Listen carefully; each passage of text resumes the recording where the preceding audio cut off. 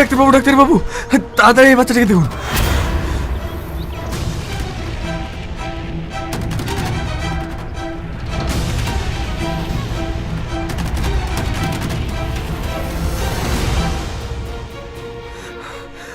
ডাক্তারবাবু, এদেরকে বাঁচাতে হবে, আপনি তাড়াতাড়ি এদের চিকিৎসা শুরু করুন।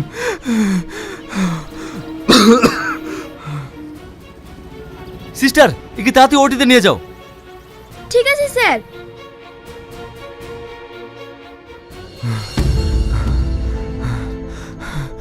ডাক্তারবাবু, ওর এখন কেমন আছে?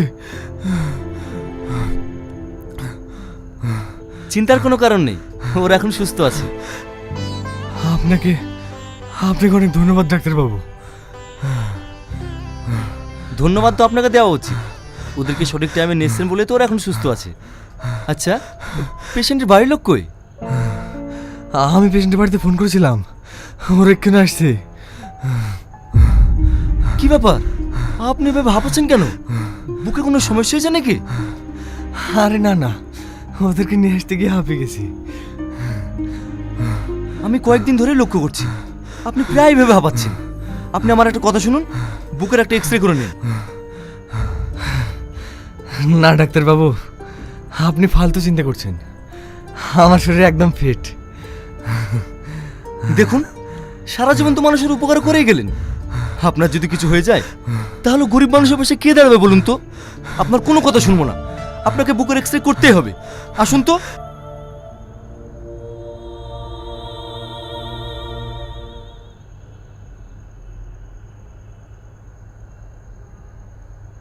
কি ব্যাপার, কাল আপনি রিপোর্ট না নিয়ে চলে গেলেন যে? শরীরটা খারাপ লাগছিল তাই চলে গেছিলাম। ওসব বাদ দেন, এই দেখুন চাচা দুদিন ধরে জ্বর ছাড়ছে না, একটু ভালো করে দেখেন তো।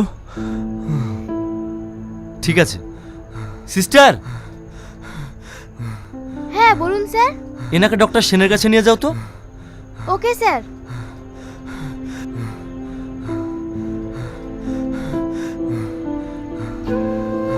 আপনার সঙ্গে কিছু কথা আছে, আসুন।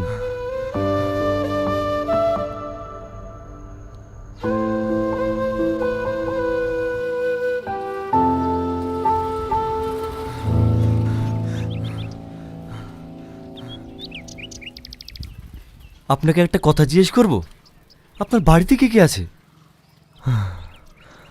আমার বাড়িতে কেউ নেই, আমি একা। কেন, আপনার বাবা মা? নেই, বাবা জন্মের আগেই মারা গেছে। আর মা, আমি যখন ছোট ছিলাম আমার চোখের সামনে চিকিৎসার অভাবে মারা গেছে। তাই আমি সেদিনের পর থেকে প্রতিজ্ঞা করেছি আমি যতদিন বাঁচবো চিকিৎসার অভাবে কাউকে মরতে দেব না। আপনি যেটা করেন গরিবের অনেক উপকার হয়, কিন্তু বেশি দিন আপনি মানুষের পাশে দাঁড়াতে পারবেন না।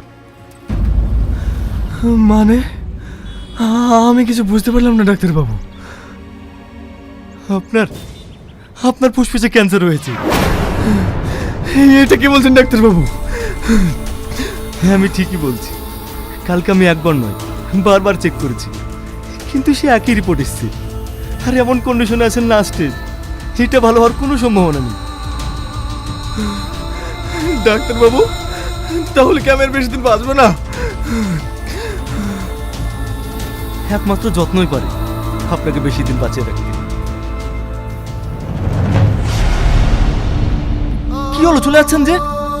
দাঁড়ান, আপনার সঙ্গে আরো কথা আছে।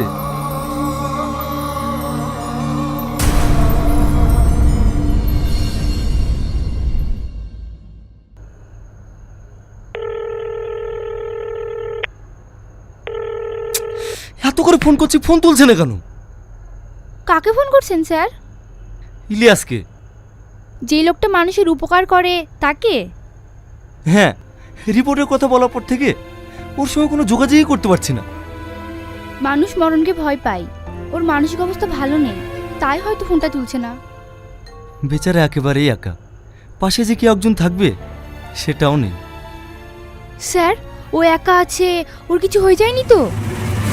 না না, ওর কিচ্ছু হবে না, আমি দেখছি।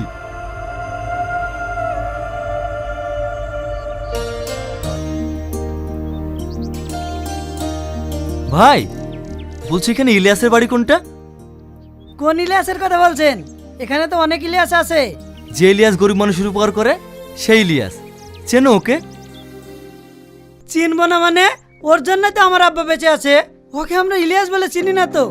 ও তো গরিবের বন্ধু, ওকে আমরা বন্ধু বলে চিনি। আপনি এক কাজ করুন, সামনে গিয়ে কাউকে জিজ্ঞেস করেন, গরিবের বন্ধুর বাড়ি যাব, ঠিক দেখিয়ে দেবে। আচ্ছা ঠিক আছে।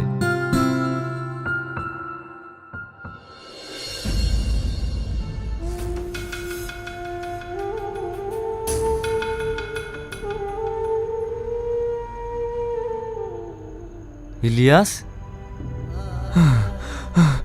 ডাক্তারবাবু, আপনি আমাদের বাড়িতে? কি করব বলেন, এত ফোন করে আপনাকে পেলাম না, তাই আপনার বাড়িতেই চলে আসলাম। আজ থেকে এখানেই থাকবো। কি বলছেন ডাক্তারবাবু, এখানে থাকবেন মানে? সারা জীবন তো মানুষের সেবা যত্নই করে গেলেন, নিজের বেলায় আর কাউকেই পেলেন না, তাই আপনার বাড়িতে থেকে আমি আপনার সেবা যত্ন করব। ডাক্তারবাবু, আমাকে সেবা যত্ন করতে হবে না। যারা অসহায় মানুষ তারা হসপিটালে আপনাকে পাবে না। যান, গিয়ে তাদের সেবা যত্ন করুন। আমি জানতাম আপনি এই কথাটাই বলবেন, তার জন্য আমার পরিবর্তে একটা ভালো ডাক্তার রেখে এসেছি, শুধু আপনার জন্য। আমার কিচ্ছু হবে না ডাক্তারবাবু। আপনার কিচ্ছু হবে না, আপনার কিচ্ছু হবে না, একটু শান্ত হন।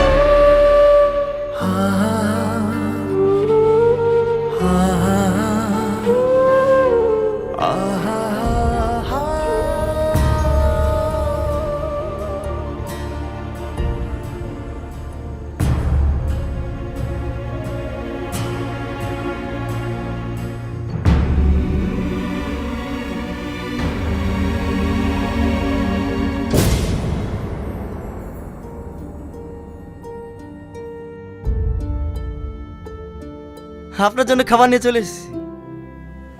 মোবাইলটা লুকালেন কেন? কি আছে মোবাইলে? কই, কিছু না তো। দেখি মোবাইলটা। আপনি যে বললেন আপনার কেউ নেই, তাহলে আপনার সঙ্গে এই মেয়েটা কি? ও কেউ না, এমনি। দেখেন, আমি কয়েকদিন ধরে লক্ষ্য করছি আপনি এই ছবিটা দেখেন আর কান্না করেন। আজ আপনাকে বলতে হবে এই মেয়েটা কি। এই মেয়েটা তুই না, কথা বল মধু, কথা বল। কি ব্যাপার, এখানে এত ভিড় কেন? বাপ, তোমার কথাই বলছিলাম, তুমি তো সবার উপকার করো, আমার মেয়েটাকে বাঁচাও না। কি হয়েছে ওর?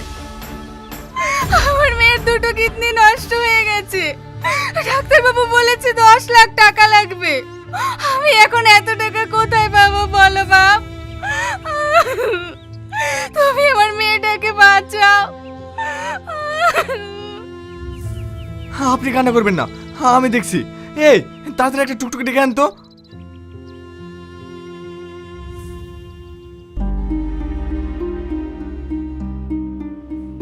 ডাক্তারবাবু, পেশেন্টের কি অবস্থা?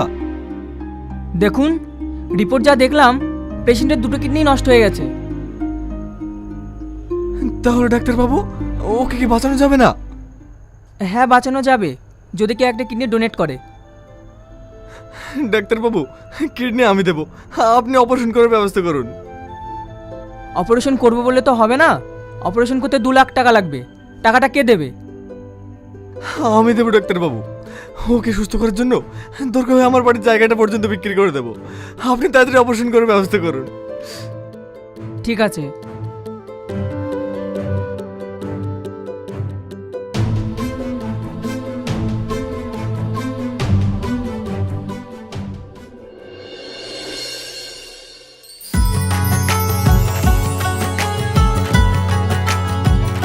কি ব্যাপার, আমাকে এত এমার্জেন্সি পার্কে ডেকেছো কেন? পার্কে ডেকেছি বলে তোমার অসুবিধা হচ্ছে নাকি? কি আশ্চর্য ব্যাপার, অসুবিধা হবে কেন? তোমার সঙ্গে 1 বছর ধরে সম্পর্ক, কোন জায়গায় ঘুরতে নিয়ে গেছো বলো তো? তুমি তো সবই জানো, আমি টাইম কখন পাই? টাইম যদি নাই পাও তাহলে আমাকে ভালোবাসতে গিয়েছিলে কেন? তুমি জানো না ভালোবাসার মানুষকে সময় দিতে হয়? আরে বাবা ঠিক আছে ঠিক আছে, আমরা বিয়ের পর অনেক দূর ঘুরতে যাব। হ্যাঁ, আজ আমি বিয়ের কথা বলার জন্য এসেছি। আজ আমাকে দেখতে এসেছিল, ওরা আমাকে পছন্দ করে গেছে। তুমি কিছু একটা করো। তোমার বিয়ের মানুষ এসেছিল? ঠিক আছে, আমি আজকে যাব তোমাদের বাড়িতে, আমাদের ভালোবাসার কথা জানাবো। ভালোবাসার কথা নাই বলবা, তার আগে একটা চাকরি, ব্যবসা কিছু তো করবা, তাহলে আমাকে বিয়ের পর খাওয়াবে কি? দেখো, আমার চাকরি বা ব্যবসা করার কোনো ইচ্ছে নেই। আমি সারা জীবন মানুষের পাশে থাকতে চাই। মানুষের পাশে থাকলে তো আর মুখে ভাত উঠবে না। আমাকে বিয়ে করতে হলে কিছু একটা করতে হবে। বললাম তো, আমি মানুষের সেবা ছাড়া আর কিছু করতে পারবো না। ঠিক আছে, তাহলে তুমি মানুষের সেবাই করো। আমার সঙ্গে আর কোনো সম্পর্ক রাখতে হবে না। আমি অন্য ছেলেকে বিয়ে করে নেব।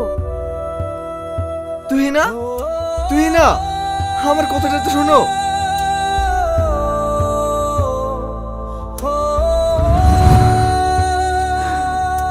সেই যে মানুষটা চলে গেছে, আমি আজও তার দেখা পাইনি। তাই আমার ইচ্ছা বাকি জীবনটা আমি তার স্মৃতি নিয়ে কাটিয়ে দেব।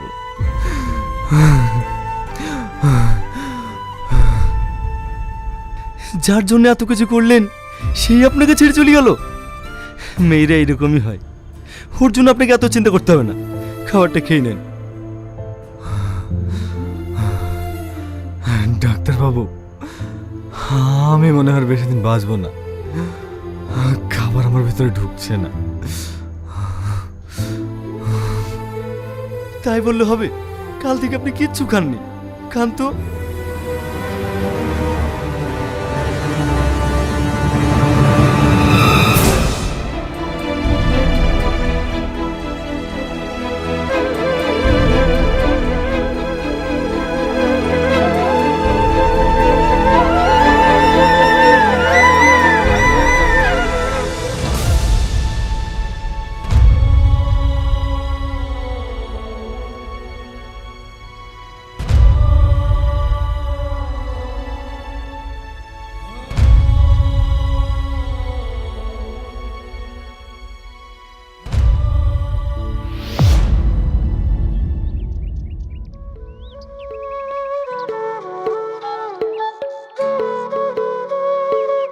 বলছি, এটা কি তুহিনাদের বাড়ি? হ্যাঁ, তুই না আমার বউ। আপনি কি কিছু বলছেন? ওনার সঙ্গে কিছু কথা আছে, একটু ডাকুন না। তুই না, একটু বাইরে এসো তো।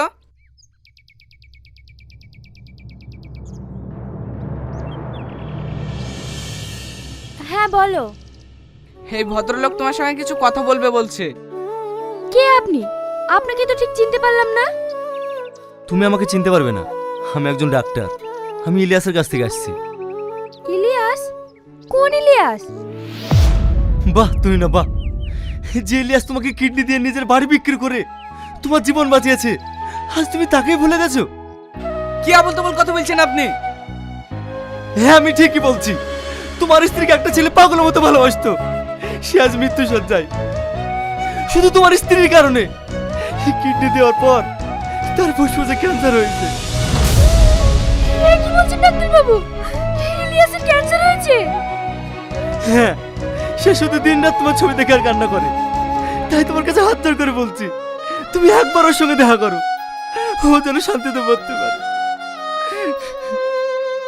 তুই না, এত কিছু হয়ে গেছে, তুমি আমাকে একবারও বলার প্রয়োজন মনে করোনি? যে তোমার জন্য এত কিছু ত্যাগ করেছে তাকে তুমি কেন ছেড়ে দিয়েছো? কি দোষ ছিল ওর? ওর একটাই দোষ ছিল, অসহায় মানুষদের উপকার করতো। সে তুই না সে, যে মানুষের উপকার করে সে তো মহান ব্যক্তি, তাকে তুমি ছেড়ে দিলে।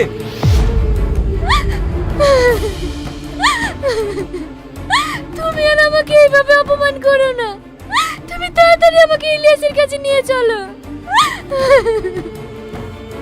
ডাক্তার বাবু, হাত দেরি করা ঠিক হবে না, তাড়াতাড়ি ওর কাছে চলেন। ঠিক আছে, আমার সঙ্গে এসো।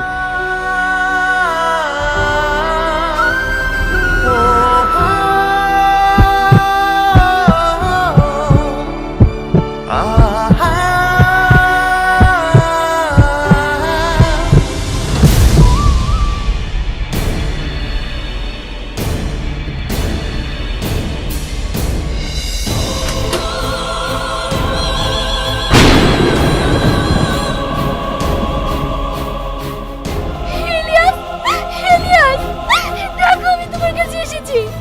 তুমি একবার তাকাও, একবার আমার সাথে কথা বলো। ইলিয়াস, আমি তোমার কাছে অনেক বড় ভুল করে ফেলেছি। আমি তোমার সাথে যে ক্ষমা চাবো, তুমি আমাকে সেই সুযোগটাও দিলে না। একবার তাকাও না। ইলিয়াস,